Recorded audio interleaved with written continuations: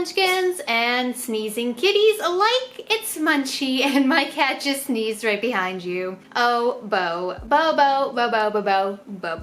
Hey guys, Munchie here, and I've returned with a good and bad Craigslist ad video, fan edition. So my munchkins out there really liked the Craigslist ads that I did. I am reformatting them so it's a little bit more educational and less of my personality and opinions because, you know, I don't want to be offending anybody for like my views out there and vice versa. But we are going to be diving in today about evaluating Craigslist pet ads, and this is to one, educate people about what they see, because a lot of the times people see stuff and they don't realize, oh wait, that's bad. Or they don't really know that, oh hey, that care right there is great care, because a lot of the times people think that, oh, that person might be going above and beyond, or that person is providing correct care when it could just be completely opposite. Somebody could provide bad care and people think it good, and some people can provide exceptional care and some people think that they're going overboard when they're actually in fact not going overboard,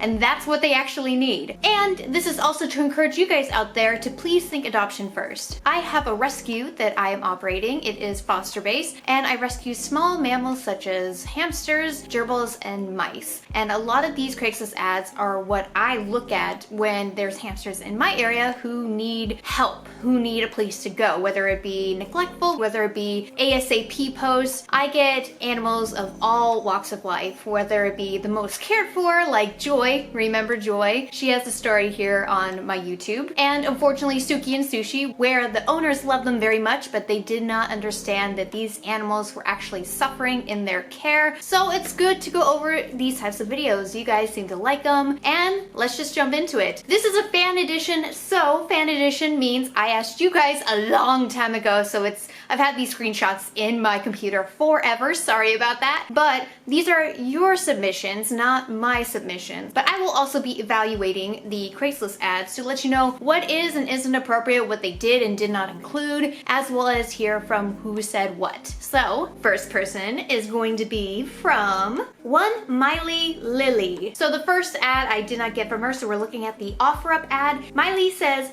"This is from OfferUp, wrong cage and just lacks info." So if we take a look at the ad says here, "My daughter is selling her dwarf, $50, the cage accessories are included." Now here, if you take a look at the first photo, it's of an aerial shot of the cage itself, and you see there, they're feeding only nuts. Oh, and it looks like, what is that, peanuts? I think those are peanuts. They're only feeding this poor hamster nuts, which only has a certain amount of nutrition. Yes, they are very good in proteins, but they also contain a lot of fats, and hamsters need more than just fats. And if you're not providing that seed mix for them, feeding them just nuts can actually damage their organs and cause complications. And unfortunately in the next photo, this poor robo looks old and or maybe unhealthy. It's very hard to tell between an old hamster and or a very sickly hamster when they look old. Feeding only nuts, cage is way too small. It's a KT critter trail. You guys know 450 square inches is the minimum requirement here in the United States. In other places like the United Kingdoms and Germany, they have exceptional higher standards than we do in the United States and in Canada. But anyways, you guys know the cage is incorrect size because it's way too small. Supposedly people say that these are attachment cages and are fine, but you can't put in multiple heights, you cannot put in a bigger wheel.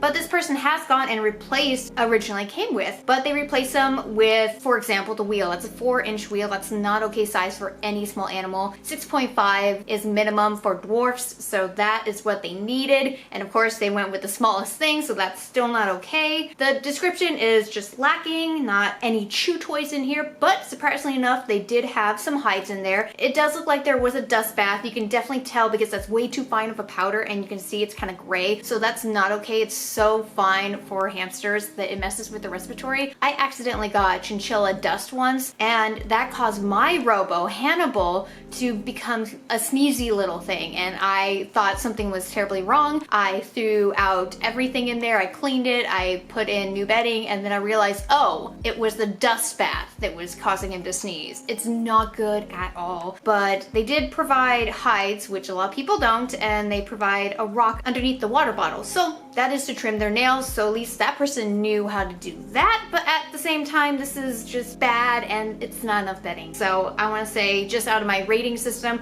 This is just shy of being bad. All right, the next one was sent in by Ashley M. She says, "Hi Munchie, here's one from British version of Craigslist called Gumtree. It's bad care because first of all, there is loads of hamsters, probably of mixed genders, who appear to be in the same cage. Cage topper is filthy and wire, and I think they are on wood chips. Lisa, I'm so tired." The first photo we're gonna take a look at is the description of it. So it says hand-reared hamsters. I'm guessing it's hand-fed or hand-tamed hamsters, females and males ready, which they literally say males and females, about 3 months old, ready for adoption. And if we take a look at the first photo, yes, it's on filthy wire. It looks like it is rusting. That is not okay. So this cage here is a United Kingdom's cage. You have to get this stuff imported. I have seen it. I have seen it here on my Craigslist, but it is supposedly supposed to be for gerbils, and it has a very deep pan, so it goes all the way down, deep pan, but hamsters, they don't need wire, so that's incorrect, as well as incorrect size, because if I remember measuring this correctly, this was around 360 square inches because somebody tried to adopt a hamster from me, and I had to go look up the dimensions online, and that's how I found out and said, hey, this is not appropriate cage, but I am happy to help you find a suitable enclosure for your loved one. And then they never contacted me back. But maybe that was for good reason, but I like helping people understand their small animal and rather them work with me rather than go somewhere else, because that means they're not gonna fix the problem, they're gone. If we look at the other one, there is multiple hamsters, so it could have been from a backyard breeder and or an accidental litter. However, there's no description of that. It's a very vague description. At least they have chew toys in there, at least they have hides in there, at least it looks like a seed diet, which is good. Bedding, we don't know, so we can only assume it could be wood shavings, but it's hard to tell if it's aspen, pine, or cedar, because aspen's the safe bedding, but sometimes it's the way that they chop them up that really confuses people, so we don't know what it is unless it's stated, but it still doesn't look the greatest. Maybe they could add a little bit more in there. Usually for backyard breeders, they use very cheap things, so unfortunately you can see that one of their hides, it does look like they DIY'd it, but just be aware that when you see breeder posts online, you tend to see really cheap setups. Be aware, we're only speculating that this could potentially be a breeder because there is multiple hammies here. May in fact well be mixed genders, and that's really scary too. If people aren't aware that backyard breeders don't do genetic testing and or they don't actually do it for the health and safety of the animal and rather do it for profit, that is a problem. Please do not support people like that. Support ethical breeders or rescues. And that's about it. I just want to say that this enclosure is not as bad as what I've seen, but it needs some improvements, so I'm gonna give it a needs improvement rating. All right, this one actually has 2 animals in its listing, so let's get through this very quickly. Bonnie B says, cage is way too small for the hamster and the wheel. I'm not sure about the rabbit. Okay, so let's take a look at the hamster cage.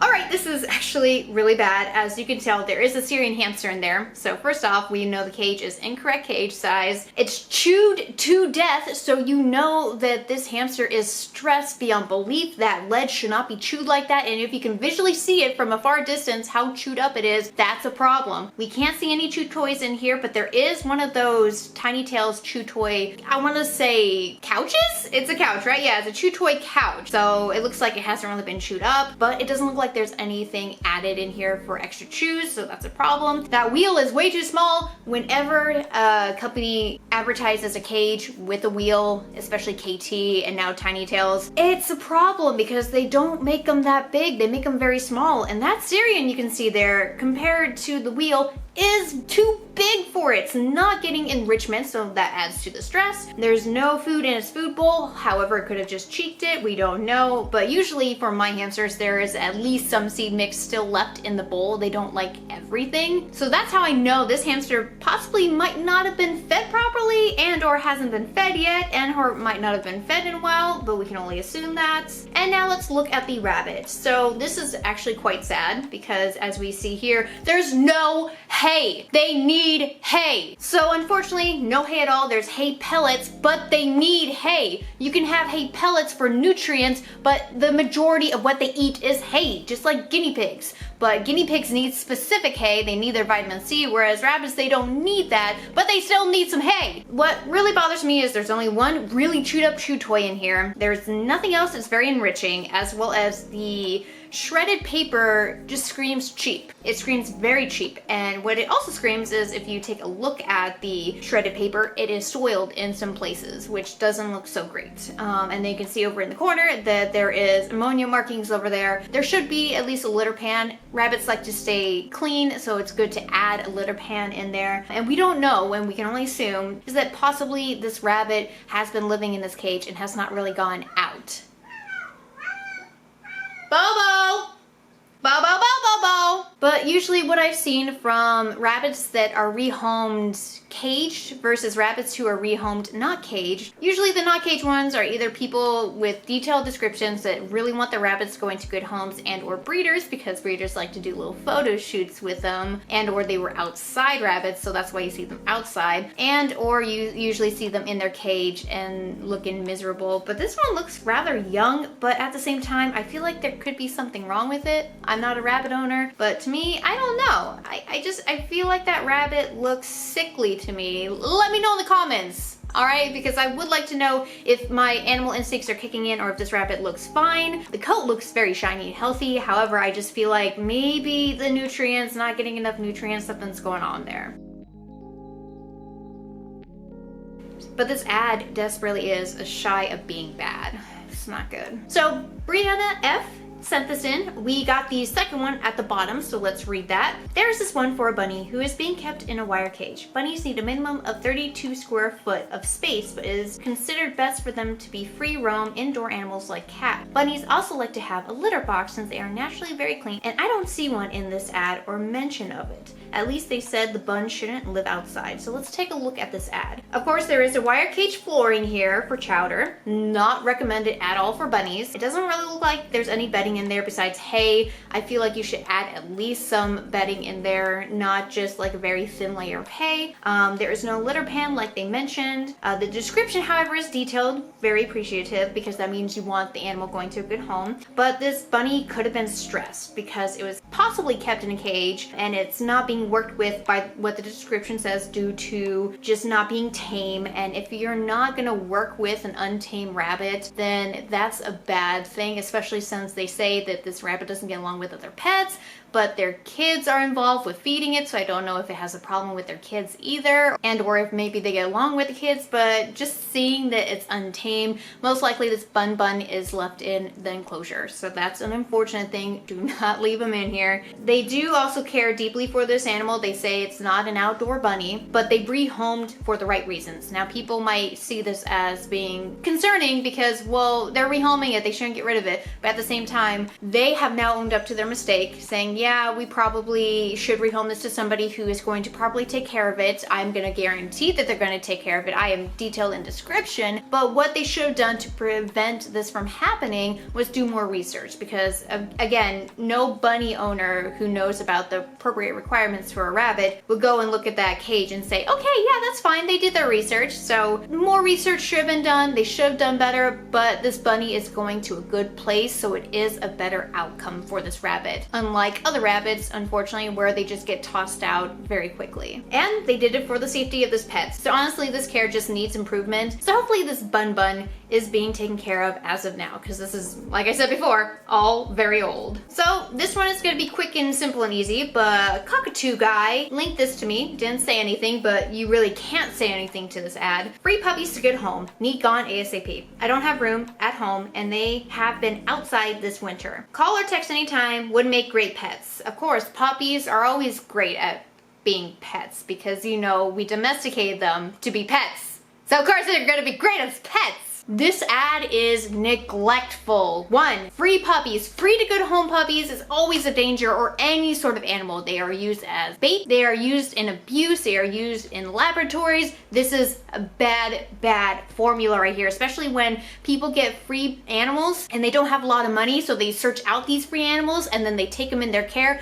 oh, guess what? This costs $20 to give you freaking bag of food. I don't want that. No, that's so much money. Oh, and you have to have toys too? Oh, and I have to buy poop bags? Oh my gosh, this is adding up, but I just wanted a dog. I just want to provide the love and attention. I don't want to provide anything else. That's too much money. That is so dang dangerous. That is not the situation for everything. That is just kind of what happens in general when people don't think things through, and when people think that, hey, yeah, I can have an animal. Oh, my life sucks right now and I'm not financially stable. Let me get an animal.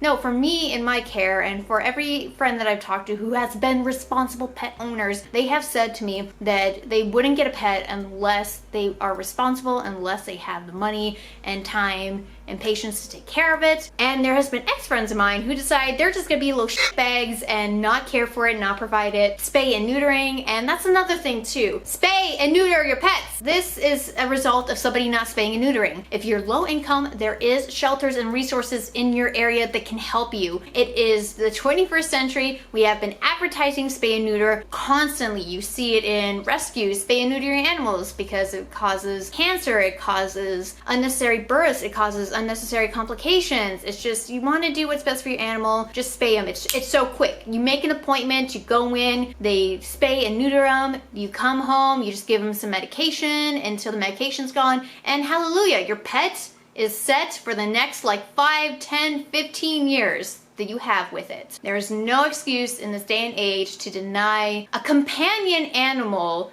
spay and neuter. Because if you're not showcasing your dog, and or if you're not a registered breeder with AKC, in America, it's America Kennel Club, then there's no reason not to spay and neuter your pets. There's no reason. So this is just downright neglectful and sad.